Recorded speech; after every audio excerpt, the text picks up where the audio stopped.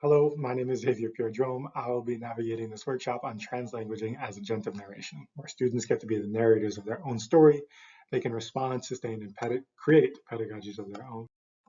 Culturally relevant or restorative pedagogies is an approach to teaching that empowers all students intellectually, socially. It embraces their knowledge of their cultures, of their homes, of their language, and of themselves. It places that knowledge as valid, not only in their lives, but in the classroom as well. Today we'll be reviewing translanguage within the classroom, starting with what is it, what makes it up, why is it relevant to the classroom, and how can we take full advantage of it. This presentation seeks to advocate specifically for students' ability to lead their own learning and recognizing all their power to be able to do so. So what is translanguaging? Translanguaging, or language brokering, is an active practice of navigating two or more distinct linguistic practices, oftentimes as a third party between distinct or autonomous entities. So what does that mean? I'm going to get into that. Translanguaging is made up of four main features, as I see it. Language, obviously a tool for the exchange of information. Agency, an individual being able to work under their own power. Authority, having different power systems that you are learning to navigate or respect, and the narratives that we use to navigate these different distinct entities. So an example of this.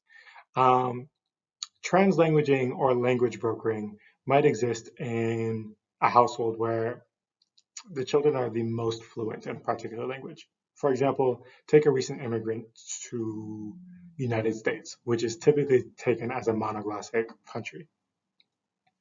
The child may be responsible not only for speaking to others in the grocery store, but also reading and working through like utility bills, taxes, official correspondence, or report cards. Ultimately, they're not just speaking, but they have a whole lot of power and responsibility in helping their parents navigate authoritarian systems. This also, as a note, can refer to brokering or power brokering because it subverts traditional notions of authority between children and their guardians. So why is translanguaging relevant in the classroom? Typically, we look at teaching as a monoglossic approach, that the primary teacher has all the knowledge and that you are expected to learn. For example, me giving you this lesson without you being able to say, like, no, Xavier, you're actually wrong. Teaching can oftentimes be lecture-based, based on a question-answer rhythm, with the result being that the students come out with the exact correct answer. Heteroglossic or multilingual engagements take learning as a more expansive or a more inclusive, knowing that the teacher might ask a question, but is more engaged in curating the student's curiosity and developing or guiding an active inquiry so that students can learn things on their own. Rather than saying 1 plus 1 is 2, asking the students what might it mean when 1 plus 1 equals something? 1 of 1 plus what?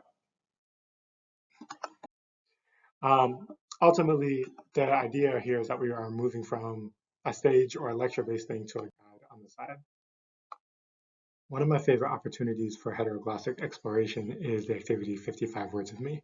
It is language-based, but it does provide a clear direction, an expectation, 55 words, no more, no less, describing something that they already know themselves and using whatever vocabulary they have to explore it. There are 4 prompts here. Who am I? Who am I to you? Who do I yearn to be? And where can I make a change? Based on explicit ways to engage with students and knowledges that they may already hold. Alternatives to these things may be explicit poetry, just being able to write whatever they want to write about, doing video projects like this one, doing various kinds of media art like the above, as well as tactile activities, building, baking, bartering, theater, and also real life metrics. Also music, just being able to create music as a form of artistic expression can connote all types of emotions, thoughts, concepts. It also is an easy way for students, teachers, communities to work into an artist's intentions. As we said, that music is like when words come to life. This is a final quote for you, and that is all I have for you today. Thank you.